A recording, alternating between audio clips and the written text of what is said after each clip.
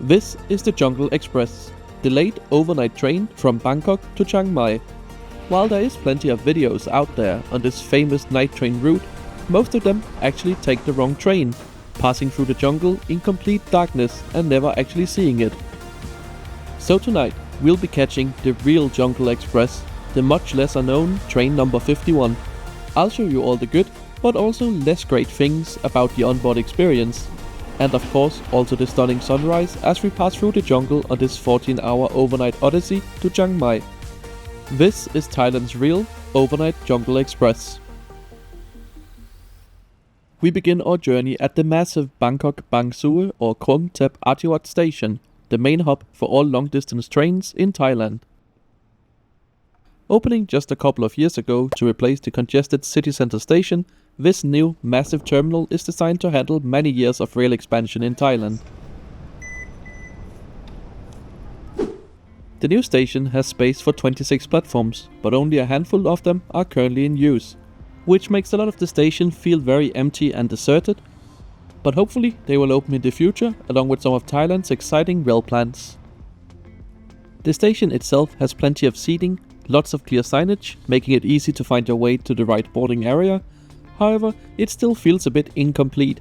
In terms of amenities, while everything essential is here, it's mostly just pop-up stands, convenience stores and a few food outlets. But there is a distinctive lack of options for anything more substantial than a sandwich. Our train tonight is number 51, one of the last services of the day to depart from Bangkok. Most travelers opt for the earlier night trains to Chiang Mai that uses newer rolling stock and offers first-class sleepers. But as those trains subsequently arrive in Chiang Mai earlier, they pass through most of the jungle scenery in complete darkness. Boarding the train in Bangkok is unfortunately a bit like an airport, with gates opening around 20 to 30 minutes before departure time, which can create some long lines right before they start boarding. At the gates there's a quick ticket check in form of these QR code scanners, followed by this handy screen that helps you locate the quickest escalator to your reserved carriage. And after a quick trip up the escalator, here's our ride for tonight.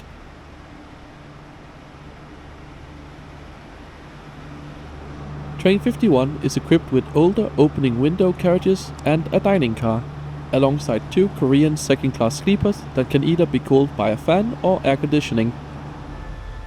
Hauling all these older carriages is a new Chinese diesel locomotive manufactured by CRRC and nicknamed Ultraman. These locomotives entered service in 2022 and are capable of 120 km an hour. Right, time to head on board. Tonight I've booked a second-class sleeper as I didn't really feel like sitting upright for 14 hours overnight. Second-class sleepers on Thai trains generally comes in this hostel-style layout with bunk beds all the way along the carriage. One drawback of this design is that it has very limited luggage space, with most travelers just putting big bags in the aisle. All bunks are pretty much identical, with the main benefit of the lower one being access to the window. Waiting at every bunk is a large pillow as well as a blanket. On the newer Chinese carriages you also get a free bottle of water in second-class sleepers, but I'm not sure if it was just missing tonight or if that's exclusive to the new Chinese carriages. And after settling in here in the bunk, we shortly afterwards depart Bangkok right on time at 22:30. It's a slow way out of the station, navigating a set of complex flyover and unders, eventually taking us to the main line heading north. And with all that complete, I think we should have a look at the route we'll be traveling along tonight.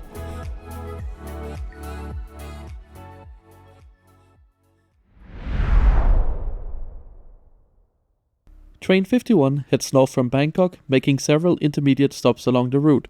During the night, we will cover 744 km in 13 hours and 40 minutes, giving the train an average speed of 54 km per hour. Not long after departure, we call at Dong Muang, right next to Bangkok's second airport of the same name.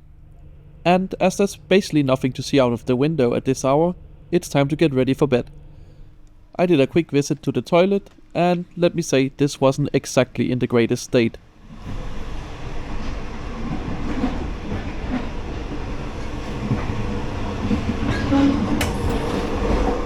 With 2 separate locks, you're definitely sure nobody's breaking into the toilet. However, you'd probably rather want to leave, as the toilet was not in a great state, missing the complete toilet paper holder, and overall just very dirty and murky. I would make sure to use the much nicer station toilets before getting on board. So I quickly headed back to the bed and got comfy for the night.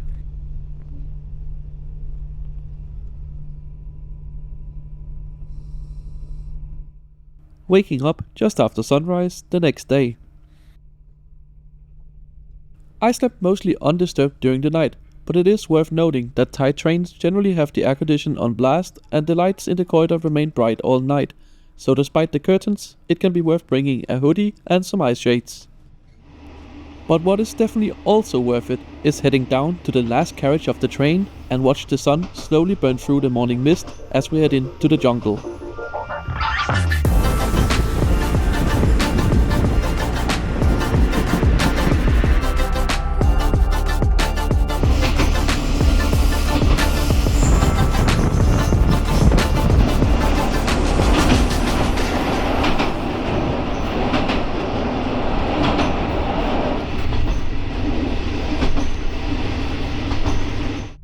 This is Ban Phin Station, where we arrived just before 8 am.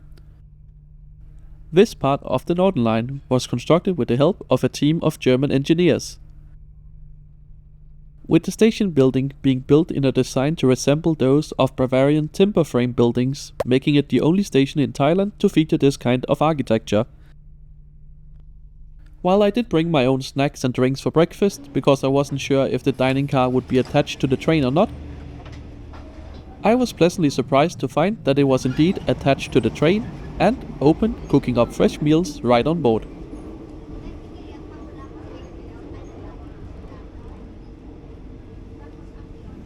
Also, the dining car is one of the old school opening window carriages, which not only allows you to pop your camera outside the window for some great views, they also feature old school manual doors that remain open throughout the journey for some airflow. And indeed, much of Thailand's railways still use old school manual operating practices, such as here in Ma Mo.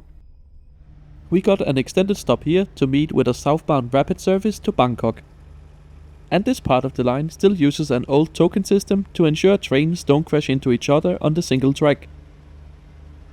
Simply put, trains are only allowed to proceed from the station when they have obtained the token.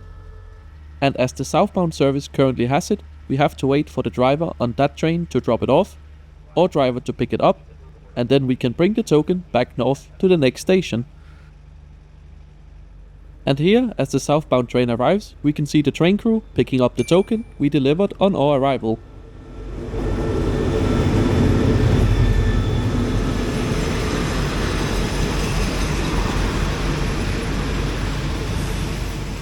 Another thing I should still mention while we are stopped here is just how battered the exterior of the Resturant car was.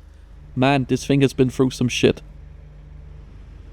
And with the token successfully swapped, we can now continue the journey further north.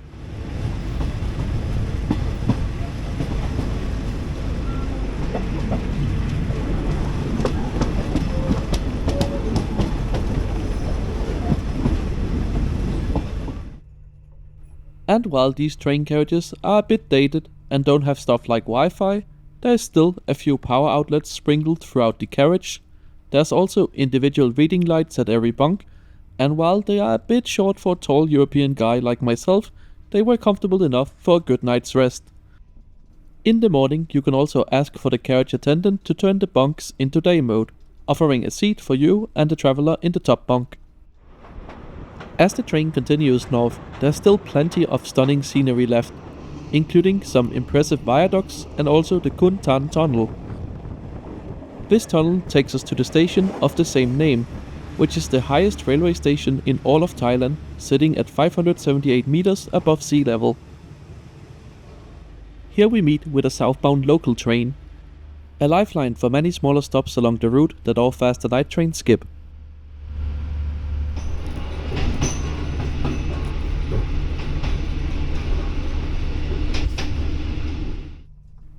With just about 1 hour left to go, we are approaching the end of the journey, so let's talk about tickets for this train. Tickets go on sale roughly 180 days in advance and can be booked directly online, either using resellers like One2Go or directly using the State Railway of Thailand's D-Ticket website. While Train 51 is still one of the lesser popular trains to catch to Chiang Mai, sleepers are still in high demand and often sell out weeks and sometimes even a month or more in advance. Prices are fixed and I paid just under 800 baht or about 21 euros for my ticket. And as we pull into Chiang Mai, it's time for me to sum up my thoughts on this train. I think this is an excellent way to get between these two cities. Sure, the carriages are a little tired by now, but they are comfortable enough and offers you the opportunity to see some of Thailand's unique landscapes that all those taking the flight or the fancy Chinese sleeper train miss. And setting you back just 21 euros for both overnight accommodation and travel, it's a great bargain in my books. Our train arrives in Chiang Mai right on time at 12:10.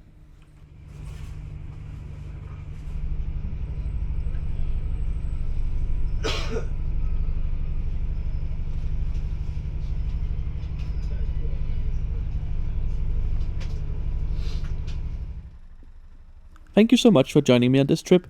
If you want to see more videos like this, make sure you're subscribed to the channel as I try to post a video every Sunday. You can also follow me over on Blue Sky at intercitysimon.com. I usually post live from my travels over there, so it's a great place to get a sneak peek at what videos might be coming to the channel in the future.